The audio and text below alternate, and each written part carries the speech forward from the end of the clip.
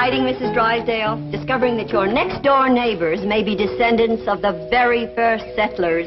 Well, if it's true, but I just can't believe it. The Clampetts are so uncouth, so unrefined. I prefer unspoiled. Yes, Madam President.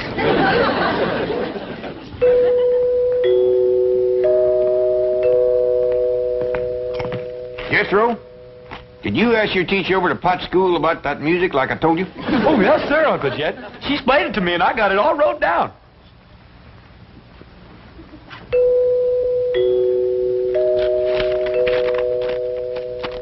First of all, that there music is what you call chimes. Them's holler tubes that makes ringing sounds when struck by a plunger or a striker. Say. Oh, yes, sir. Now then, there is a reason why them chimes only ring when somebody comes to the door. Like as if there was a lookout up on the roof of watch. That's right. You see, there is a little button, and pushing that button makes that plunger hit them chimes.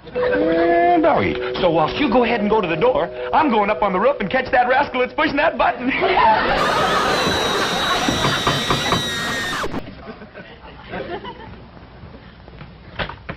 Well, howdy, ladies. Come in, come in. Good morning. Good morning, Mr. Clampett. Have a chitlin.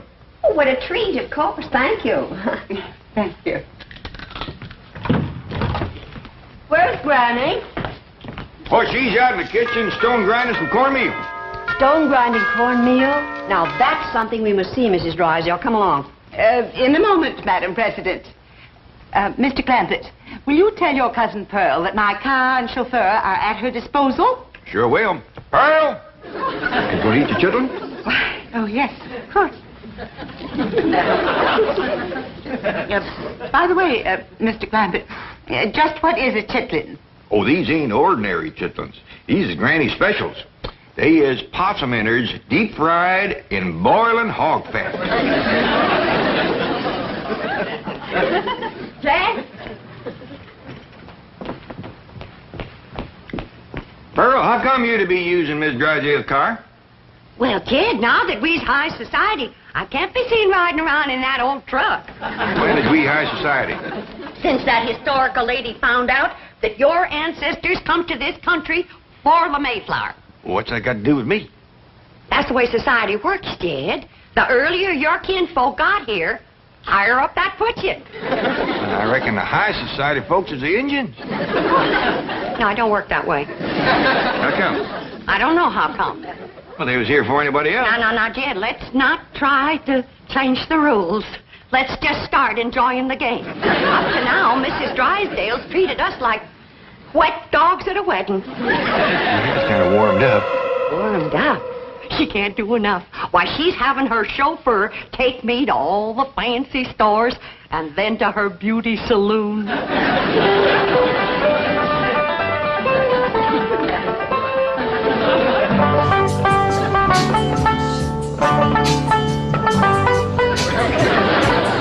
I'm certain there must be an easier way to grind corn.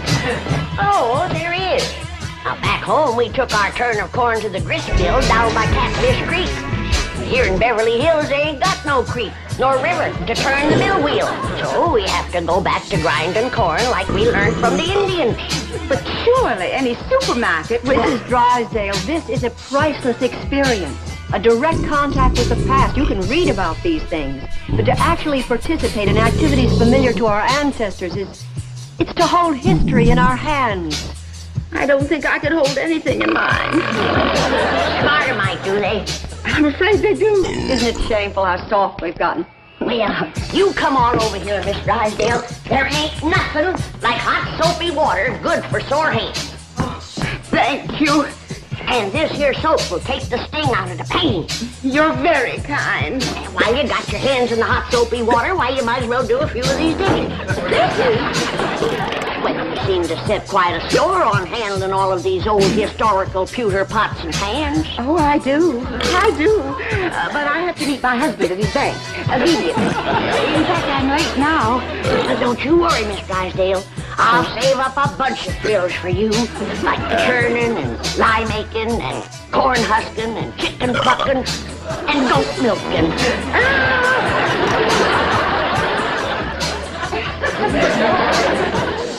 My dear, she doesn't enjoy it. Did you see her run so she could hurry back? Now, whose idea was the two baby goats? Ellie Mae's. As if I didn't know. I declare, girl, you are the limit when it comes to dragging home critters. All I sent you for was a couple of chickens and a milking goat for Granny. I know, Pa, but these little rascals cried something awful when we commenced to taking their ma away from them. Oh, dear, I forgot that Pearl has my car. Miss Drysdale, someplace you gotta go? Yes, to the bank, see Milburn. I'll call a cab. No, that'd be downright unneighborly unless you do that. But Jethro and Ellie Mae can drive you down there. Sure will. In this truck? And one good turn deserves another. After all, you let Pearl take your car. Oh, yeah, you can have the backseat all to yourself, Miss I'm Drysdale. terrible, sorry. I better call a Ain't nobody can get you there faster than we can, Miss Don't Drysdale. worry, Miss Drysdale. This hickory bench is tied on good and tight. Yeah, but Here, Mrs. Drysdale, you can hold that little fella so he won't bother me when I drive. Now remember, she's in a hurry, but drive careful, Jethro. I think I better not go with you.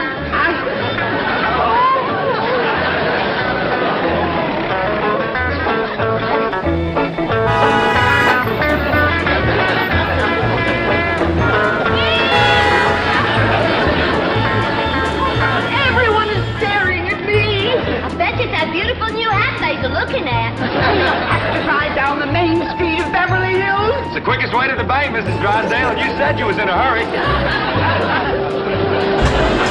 One side, everybody, get out of the way! Over! Please. We're doing the best we can, Miss Drysdale. Get out of the way! That's it, Miss Drysdale, making noise like some sirens. Come on, move over!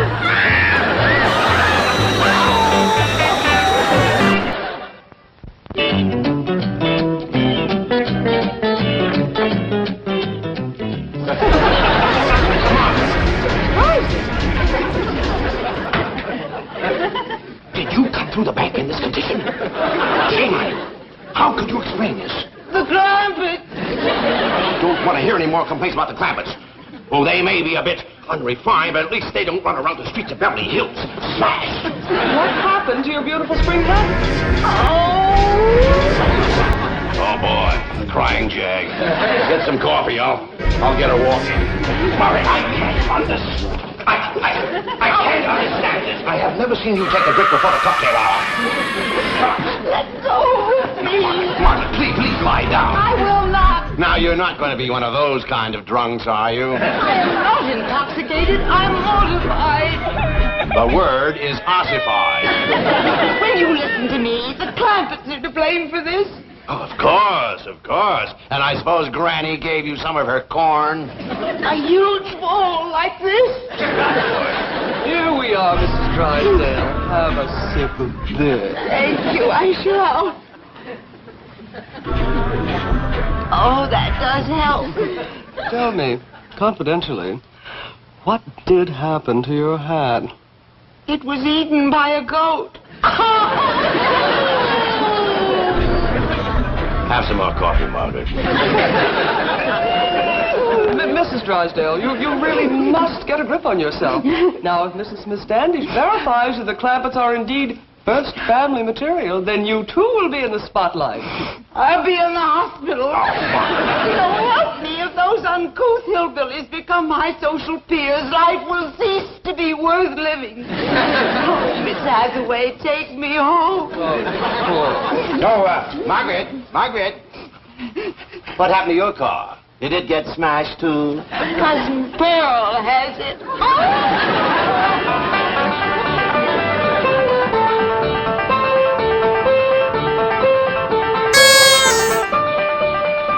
Can you get Miss Drysdale down to the bank all right? Sure did, Uncle Jed. We got the goat tied out back in the kitchen. Granny milk you yet? Nope, she's saving her for Mrs. Drysdale. Take us out to the kitchen. Miss Standish wants to look at them old things in there. Okay, Uncle Jed.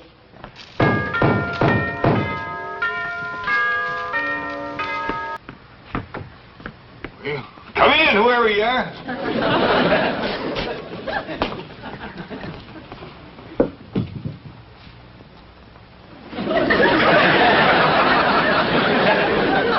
Bonjour, Who are you? Pearl, s'il vous plaît. Pearl who? Your cousin. What did they do at that beauty saloon? That salon, s'il vous plaît. And they made me glamorous. They ruined your hair. They took out all the color in the curl, too. This ain't my hair. This is what you call a flatter wig. All them high society women is wearing them now. How come? Ain't they got no hair of their own? Of course they have. But variety is the spice of life. S'il vous plaît. What's that s'il vous plaît? I thought you'd never ask. That's our French. What does it mean? I don't know. But all them society women in the beauty salon kept saying it to the fellas that was fixing their hair. I tell you, Jed, we gotta learn us some French if we're gonna be in high society. Mr. Chauffeur, you may go, s'il vous plaît. Very good, madam. Good day, sir. Yes, sir. Sure is, if it don't rain. That's the way to live. A big limousine and a livered chauffeur. And then folks just know you's high society. All you gotta do is say a few of them French words, and they go to bowing and scraping all over the place. What's all this stuff? Them surprises for everybody. High society surprises. You ain't getting me in one of them wigs. Uncle Jed, Granny wants... Bonjour, monsieur. Who's she? I'm your ma. S'il vous plaît, that's all. Ma? Where'd you learn how to speak Italian? Hey, Granny! Ellie Mae! Come look at Ma. She fell head first in a flour barrel. We got our work cut out for us, making high society out of that one. S'il vous plaît that again.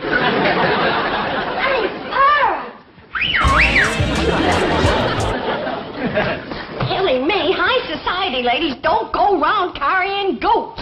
Well, Miss Drysdale held one on her lap all the way to the bank. Didn't she just, Rose? Oh, yeah. What's all the commotion in here? Looky yonder, glamorous Cousin Pearl.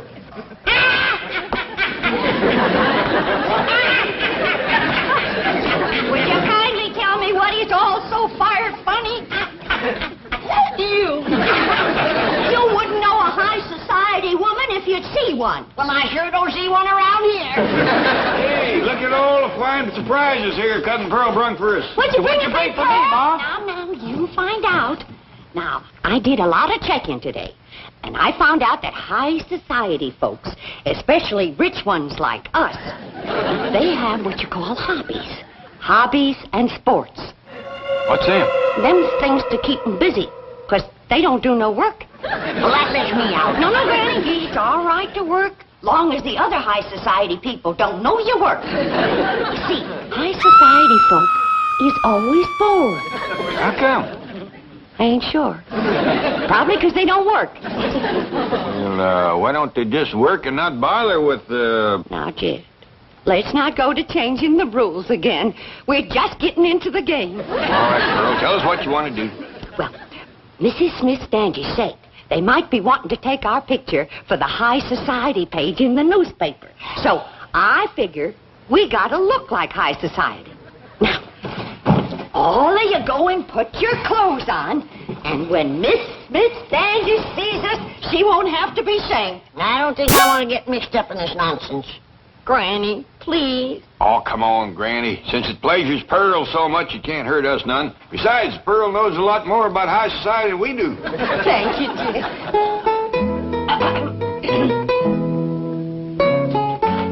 Pardon, Mrs. Smith Standish. Oh, gee, what a beautiful gown. Mercy. This is my tea-drinking, bridge-playing dress. S'il vous plaît. Oh, you speak French? Oh, yeah. I mean, oui. Quelle surprise, charmant. Aimez-vous parler français? Well, you see, I speak it, but I don't quite understand it yet.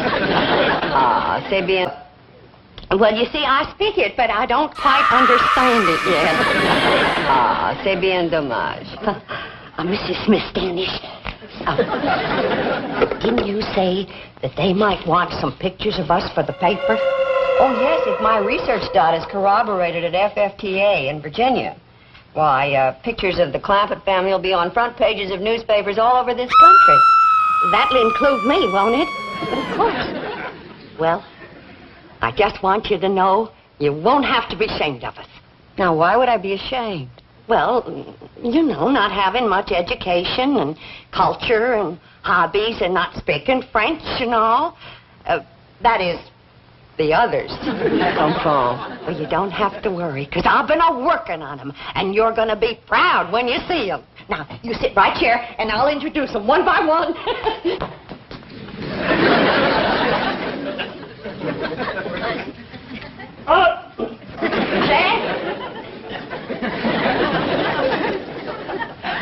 Mrs. Smith-Standish, it gives me great pleasure to present my blood cousin, that international millionaire and high society sportsman, Mr. J.D. Clampett.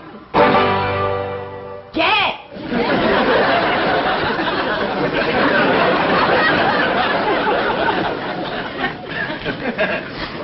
Do something, Jed. A polo for us. I don't know how you pole. I feel like a named fool. Look at this thing. I don't know whether you snare them or knock them off trees. You go and sit over there, Jed. We'll be drinking tea and playing bridge directly. Granny, you're next. And now it gives me great pleasure to present that famous high society dowager and international sportswoman, Granny, whose favorite hobby is big game hunting in darkest Africa.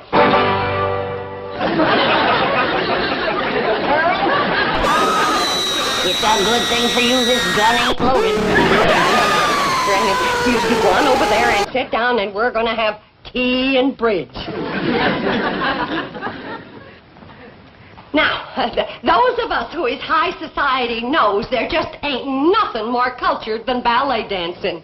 And so it gives me great pleasure to present them wealthy, bored, international young'uns whose favorite hobby is ballet dancing, Ellie Mae and Jethro. How beautiful. That's only hair. Come on out, Jethro. I ain't gonna do it. Jethro, come on out. I don't want to, Ma. You look fine. You're just dripping culture.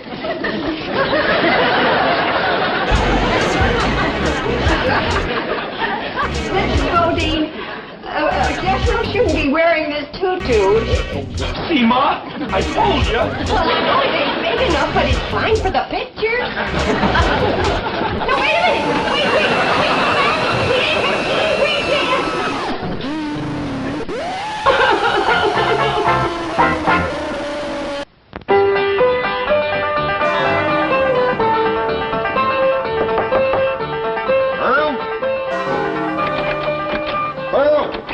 Pearl?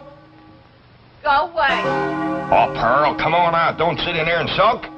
Miss Standish wants us to show her how to do the Virginia reel. You show it to her. I ain't no mood for dancing. Oh, we can't dance it without you. Come on, everybody getting all dressed up. I had you all dressed up and you run out on me. Pearl, we just ain't ready for society that high. Now, Miss Standish wants us all to get dressed for reeling. Come on out. You can wear your store-bought hair. I can't neither. She's gone. Is that old goat get it? Crazy enough to eat anything. I have the most dreadful premonition that I'm making a terrible mistake in coming back here. Oh, think of your career. Mrs. Smith-Standish has virtually promised to support your candidacy for West Coast Vice President of the FFT of A.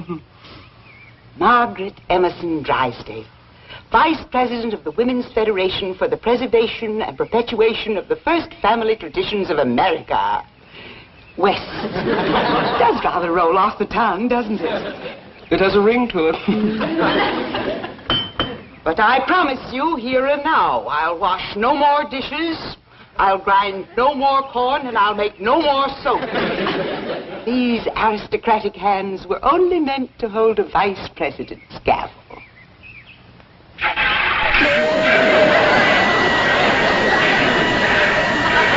Oh, you're doing beautifully, Mrs. Drysdale. I'm proud of you.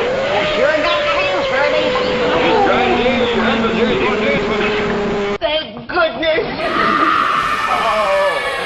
Hands. My hands. They'll never be the same again. pretty the hands. Come on, Granny. We're getting ready for the Virginia reel. I'll fetch your lap organ in for you. Oh, Mrs. Drysdale, have you seen this priceless antique lap organ? Oh, so that's what it is. I mean, it's marvelous. You like music, Miss Drysdale? I adore music, especially the authentic lap organ. I reckon Granny will let you have a turn, won't you, Granny? Why, sure. Mrs. Drysdale, did you hear that? Oh, what a red-letter day this is for you. Oh, yes, indeed it is, Madam President. Well, come on, let's get in there and get at it.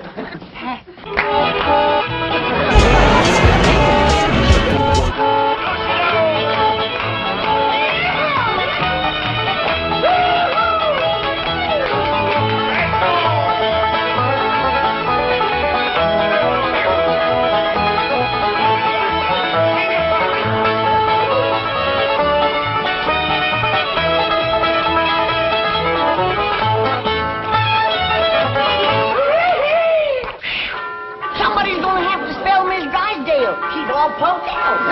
Excuse me, Mrs. Miss Standish, I wanted the telephone. Long distance from Virginia. Oh, that's headquarters. Mr. Clampett, if our genealogical records confirm those entries in your family Bible, you will make headlines from coast to coast. Your pictures will be in every newspaper. As direct descendants of the first family to settle Jamestown, you'll be celebrities, all of you. You'll be on radio, television, flown to New York for a ticker-tape parade, then on to Washington to meet the president, address a joint session of Congress. Statues will be erected of you. Excuse me, the telephone? Let her roll, Miss Hathaway. She's right. I've got to come down to earth long enough to get confirmation. Excuse me. Mrs. Miss Standish speaking. Yes? Yes. Oh, that was the entry in the old Bible I couldn't quite make out. Oh, well, Mr. Clampett is right here. I'm sure he'll be able to give us confirmation immediately. Mr. Clampett, if your great-grandfather's name was Ezekiel, you are the Clampett the world is waiting to discover.